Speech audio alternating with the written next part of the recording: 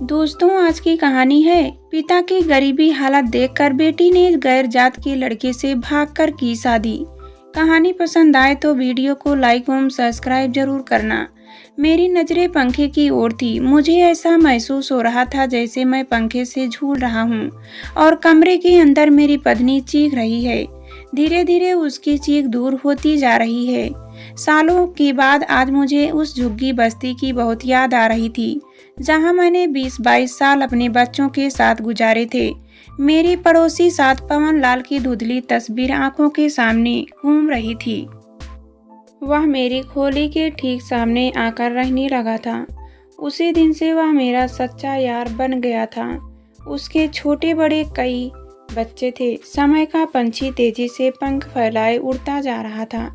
देखते ही देखते बच्चे बड़े हो गए। पवन लाल का बड़ा बेटा जो 20-22 साल का था, बुरी संगत में पड़कर आवारागर्दी करने लगा। घर में हुड़दंग मचता। छोटे भाई बहनों को हर समय मारता पीटता। पवन लाल उसे समझा बुझा कर थक चुका था। मैंने भी कई बार समझाने की कोशिश की, लेकिन उस पर कोई असर नहीं हुआ। जब भी पवन लाल से इस बारे में बात होती तो मैं उसे ही कसूरवार मानकर लंबा चौड़ा भाषण झाड़ता। शायद उसके जख्म पर मरहम लगाने के बजाय और हरा कर देता। अन्नवी शाम थी। सभी अपने अपने कामों में मसरूफ थे। तभी पता चला कि पवन लाल की बेटी अपने मोहल्ले के एक लड़के के साथ भाग गई।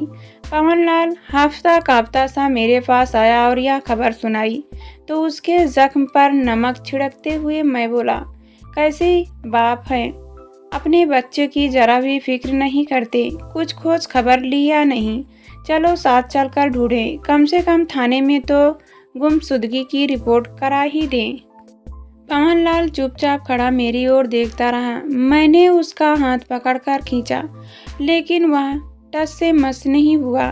मैंने अपनी पत्नी से जब यह कहा तो वह रोनी सूरत बनाकर बोली, गरीब अपनी बेटी के हाथों में मेहंदी लगाए या उसके अरमानों की अर्थी उठाए। मैं अपनी पत्नी का मुंह देखता रह गया, कुछ बोल नहीं पाया। जंगल की आग की तरह यह खबर फैल गई। लोग तरह तरह के लाछन लगाने लगे। जिसके मुंह में दांत भी नहीं थे वह भी उपहाओं उड़ाने और पवन लाल को बदनाम करके मजा लूट रहा था। किसी ने भी एक गरीब लाचार बाप के दर्द को समझने की कोशिश नहीं की। किसी ने आकर हमदर्दी के दो शब्द नहीं बोले। पवन लाल अंदर ही अंदर टूट गया था। उसने चिंताओं के समंदर से निकलने के लिए शराब पीना शुरू कर दिया। गम कम होने के बजाय और बढ़ता गया। घर की सुख शांति छिन गई। रोज शाम को वह नशे की हालत में घर आता और घर की चीख पुकार, गाली गलौज, लड़ाई झगड़ा शुरू हो जाता। पवन लाल जैसा हंसमुख आदमी अब पत्नी को पीटने भी लगा था।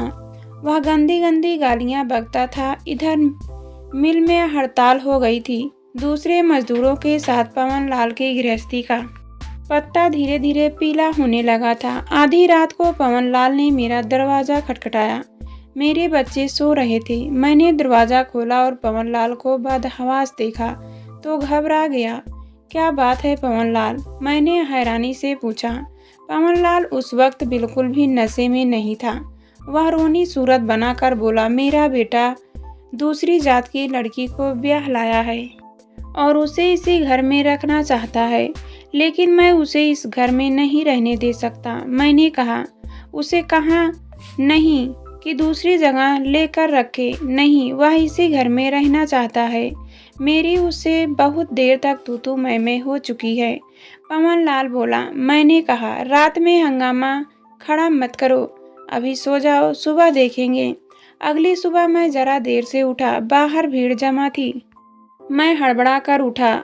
बाहर का सीन बड़ा भयानक था। पवन लाल की पंखे से लटकी हुई लाश देखकर मेरी आंखों के सामने अंधेरा छा गया।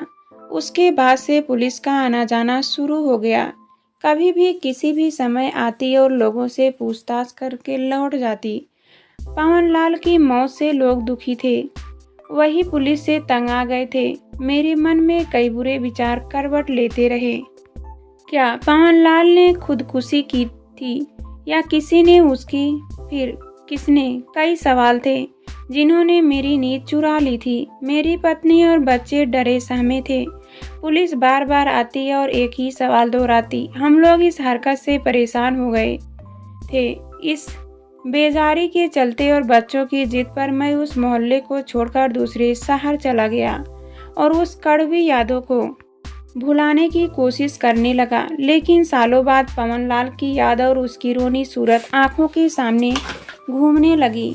उसका दर्द आज मुझे महसूस होने लगा, क्योंकि आज मेरी बड़ी बेटी पड़ोसी के आवारा लड़के के साथ वह मेरी नाक कटा गई थी। मैं खुद को कितना मजबूर महसूस कर रहा था। आज मैं पवनलाल की जगह खुद को पंखे से लटका हुआ देख रहा था।